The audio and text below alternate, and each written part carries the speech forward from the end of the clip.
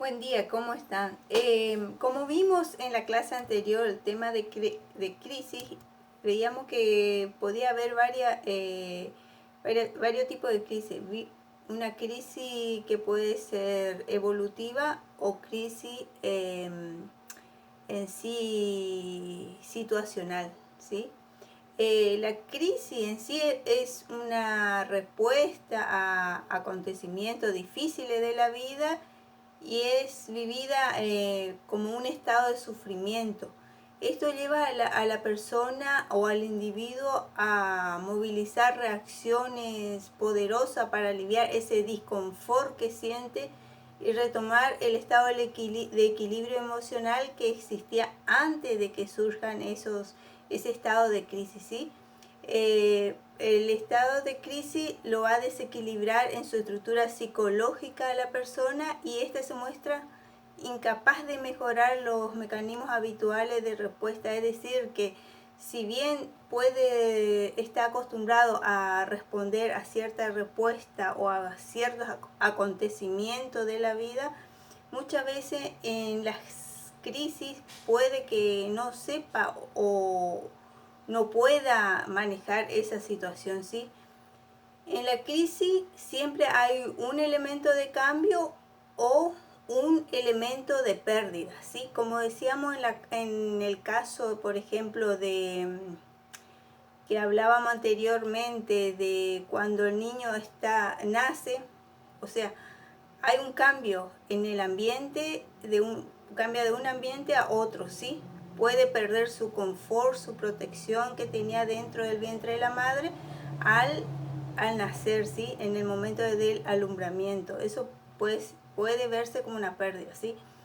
Desde una mirada totalmente negativa se puede considerar a la crisis como una perturbación o una ruptura de los equilibrios anteriores, ¿sí? O una amenaza perturbadora. También eso podríamos decir en el caso, por ejemplo, de una persona que tenía un empleo y lo pierde, ¿sí? Puede ser perturbador esa nueva situación, ¿sí? La crisis no pone en evidencia solo los fallos de un sistema, sino que pone en marcha la búsqueda y la utilización de recursos con la que cuenta esa persona. Esos recursos pueden ser, por ejemplo, la familia, los amigos, el ambiente laboral, el ambiente social, todo eso pueden ser recursos con los que cuenta ese individuo para restablecer su equilibrio. En algunos casos puede ser que no cuente con esos recursos, ¿no es cierto? ¿Sí? La reacción en la crisis puede disminuir, por ejemplo, esa reacción puede disminuir si la persona cuenta con recursos de apoyo, es donde resulta muy importante, como decíamos anteriormente, todos los sistemas de apoyo social, familiar, ¿sí? Los tipos de crisis pueden ser tipos evolutivas y crisis situacionales, ¿sí? Las crisis evolutivas está relacionada con los periodos de transición y maduración vital del ser humano. Como decíamos, cuando pasa de la infancia a la adolescencia, de la adolescencia a la adultez, de la adultez a la senitud. Esas son etapas de transición que sí o sí el ser humano pasa, ¿sí? El ser humano logra la maduración y desarrollo a lo largo de la vida. Al superar las diferentes fases o etapas del ciclo vital, por ejemplo, en el caso del lenguaje en la infancia, o en el caso de superar la identidad sexual o conseguir identificarse con una sexualidad de la infancia a la adolescencia, ¿no es cierto? O en cuanto al rol profesional en la adultez, ¿sí? Esos son alguna etapa de transición que debe pasar como proceso de etapa o cambio en lo que es la maduración, ¿sí? de las personas. En cada uno de estos periodos va a acontecer crisis, sí o sí naturales, que son naturales, donde la persona debe adaptarse a nuevas a nuevas expectativas y lograr una resolución favorable y progresar hacia ese nuevo estadio, o sea, seguir avanzando en el desarrollo. Se trata de un tipo de crisis gradual, ya que ocurre mientras se da el desplazamiento de una etapa de evolución hacia la siguiente. En la crisis situacional, en cambio, acontece como una consecuencia, es como una consecuencia de una causa o accidente extremo, ¿sí? Es algo que no está programado, a lo que el organismo o la fisiología o la persona no está preparada, ¿sí? Porque es ajeno a la persona y suelen ser repentinas e impredecibles. Puede ser el resultado de un desastre natural, como por ejemplo el incendio de la casa, puede ser una inundación, puede ser también el efecto de la muerte de algún ser querido, la pérdida económica, la pérdida de trabajo.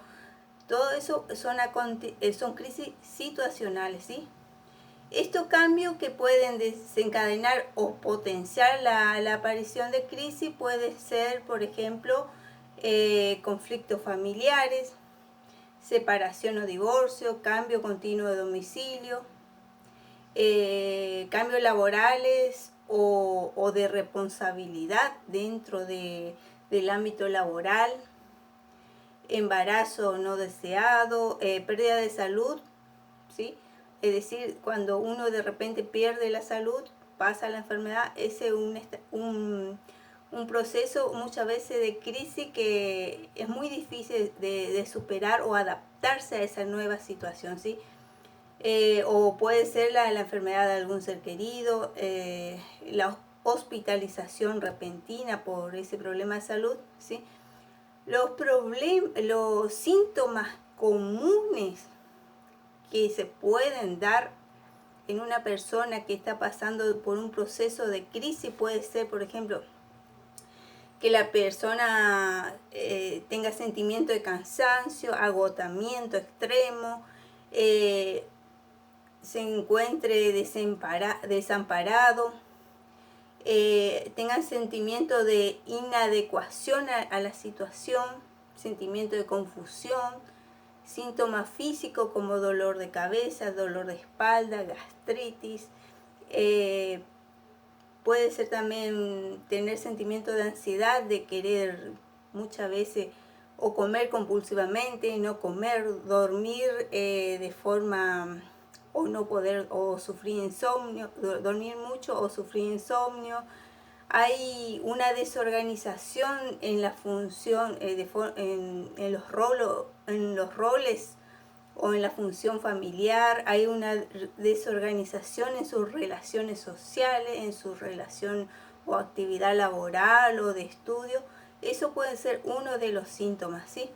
Después seguimos en lo que es cómo va evolucionando las crisis, ¿sí? Las crisis se van en diferentes fases, ¿sí? Comienza en una fase, siguen en la segunda fase, tercera. Esa vamos a ver en el próximo video.